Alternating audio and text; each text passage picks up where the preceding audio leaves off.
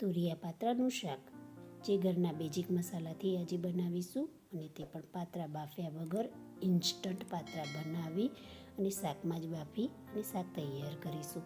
તેના માટે તુરિયા લઈ છોલી અને સમારી લઈશું. પાત્રા માટે એક બાઉલમાં ચણાનો લોટ લઈ લઈશું અને તેમાં બધા મસાલા કરી લઈશું, જેમાં અજમો, સ્વાદ અનુસાર મીઠું, મરચું, હળદર, ધાણા જીરું, હિંગ, ગરમ મસાલો, થોડી દળેલી ખાંડ ઉમેરી જરૂર મુજબ પાણી ઉમેરી થીક બેટર તૈયાર કરી લઈશું. અને પત્તરવેલીના પાન લઈ તેના નાના ટુકડા કરી લઈશું. તેના પર તૈયાર કરેલું ખીરું પર લગાવી અને રોલ વાળી લઈશું.